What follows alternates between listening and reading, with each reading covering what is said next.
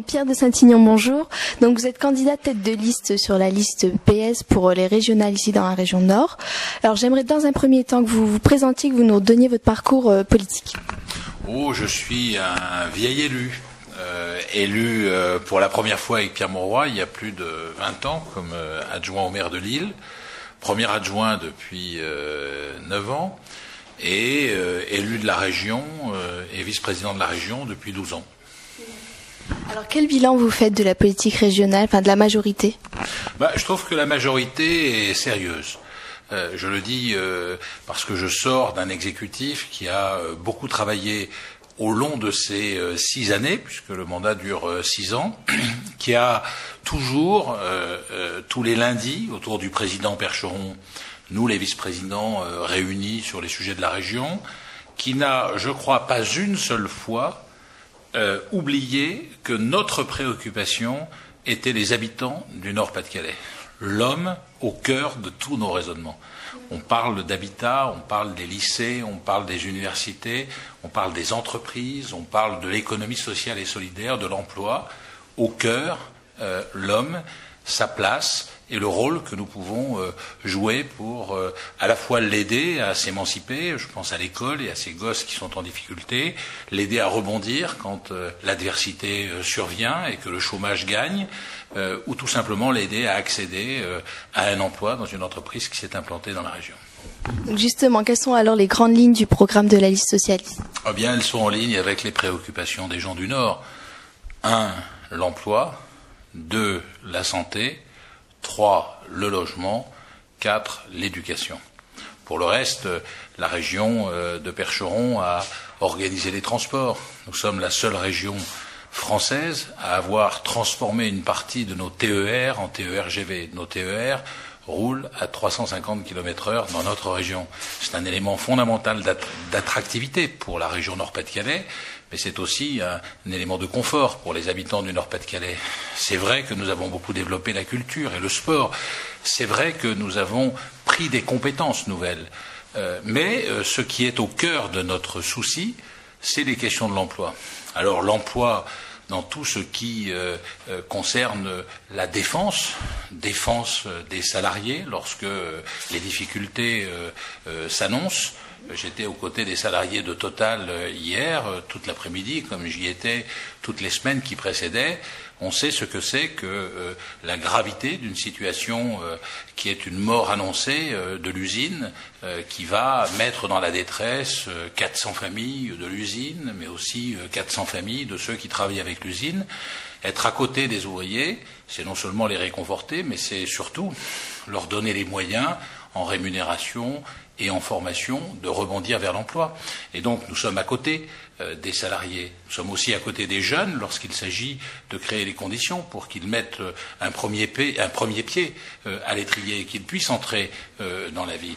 Et puis nous sommes aussi en plein cœur du développement économique, d'une région innovante, d'une région moderne, d'une région qui est en train de tourner le dos à la crise et de gagner sur le plan économique, car nous avons vocation à être la capitale de l'Europe du Nord, la porte d'entrée en Europe. Et pour cela, il fallait que nous prenions des décisions que nous avons prises courageusement. C'est peut-être pour ça que nous sommes la seule région à avoir 6 pôles de compétitivité et 15 pôles d'excellence. C'est probablement pour ça que nous sommes la seule région à avoir mis en place la sécurité sociale professionnelle pour protéger les salariés et les former.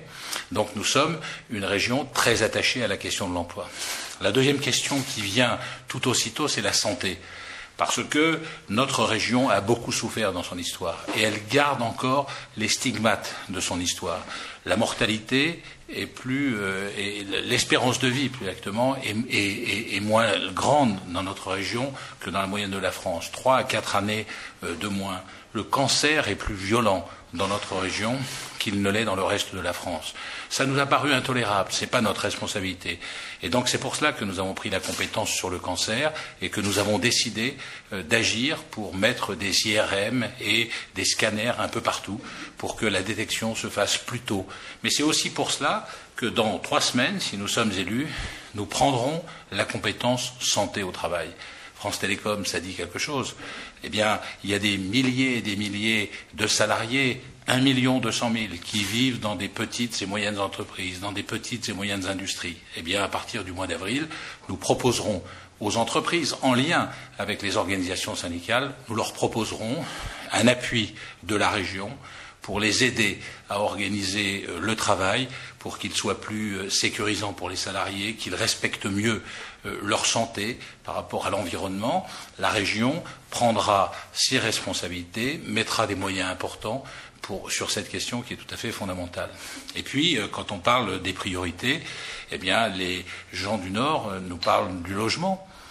Et c'est la raison pour laquelle, ce n'est pas notre compétence, la région est entrée en partenariat avec les villes, avec les communautés urbaines, dans des opérations de rénovation, de réhabilitation et de promotion du logement, d'un logement de bonne qualité, d'un logement économe, d'un logement qui est naturellement HQE et qui respecte l'ensemble des règles de l'environnement. Pourquoi ? Parce que nous voulons que les plus pauvres accèdent à la propriété. Et pour que les plus pauvres accèdent à la propriété, il faut baisser les charges pour que l'addition du remboursement et des charges, ça soit pas plus cher qu'un loyer HLM. Et puis enfin, on est préoccupé par l'éducation. Très gravement préoccupés. Parce que nous, c'est les lycées, c'est les murs, on essaie de bien faire les choses, c'est les personnels de service, l'État, c'est les professeurs et c'est les classes.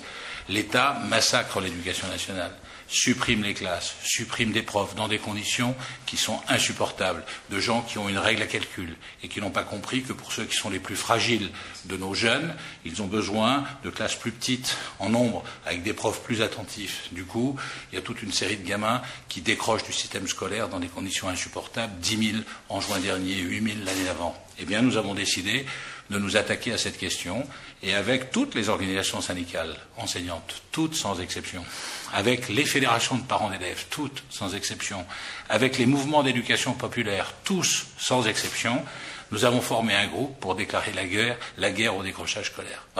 Voilà les grandes priorités, voilà ce qui nous anime. C'est la raison pour laquelle, s'il fallait résumer notre programme, il tient en 2 mots, solidarité et développement. Pas de solidarité seule parce que c'est l'assistance, pas de développement seul parce que c'est la voie du plus fort. Les deux. Voilà, les deux. Et c'est ça qui probablement nous différencie comme le jour et la nuit de nos adversaires. Quels sont les grands enjeux de ces élections pour la majorité régionale actuelle qui est déjà installée depuis quelques années ? Il y en a 2.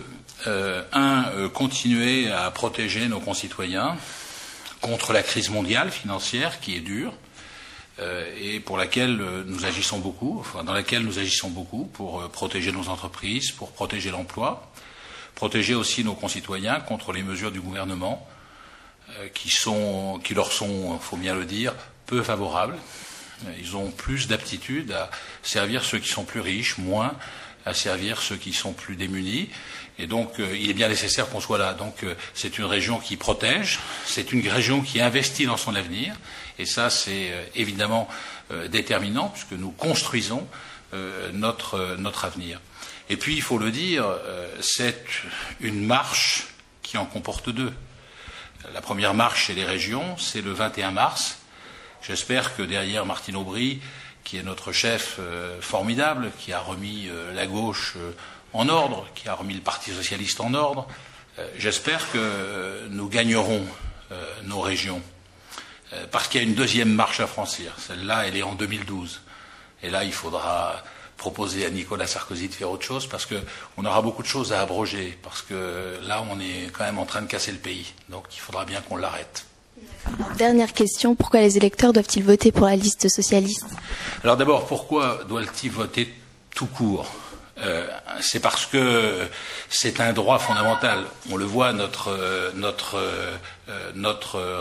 région est parfois habitée par le doute, en particulier dans les quartiers populaires, parce que la crise est tellement dure, les mesures qui sont prises dans notre pays sont tellement dures, que parfois les gens, et en particulier les plus humbles, ont le sentiment que la République, le pays, ne peut plus rien pour eux. C'est un peu le fond du désespoir. Je pense qu'il faut qu'on leur explique que l'abstention ou le vote extrême qui sont les deux caractéristiques de ce doute qu'habitent les habitants parfois de notre région, je pense qu'il faut leur expliquer, c'est ce que nous faisons dans une campagne, qu'il y a des alternatives, que nous nous battons, que nous pouvons construire une société différente. Et que cela, ça suppose que chacun prenne sa responsabilité. D'abord nous, bien sûr. On a des comptes à rendre à nos concitoyens. Mais au-delà de nous, eux, puisqu'ils sont dans une démocratie comme aucune n'est comparable dans le monde, une vraie démocratie où chacun peut s'exprimer comme il l'entend, qu'ils votent dans un premier temps. Et dans un second temps, s'ils ne veulent pas le copier-coller de l'État, qui nous fait tant de mal, c'est-à-dire la copie conforme, la photocopie de l'attitude de l'État pour notre région, d'une certaine manière la double peine. Je pense qu'il vaut mieux qu'ils votent pour les socialistes, parce que nous, au moins, on rassemblera la gauche pour créer une alternative face à un gouvernement qui ne porte pas beaucoup d'attention à eux.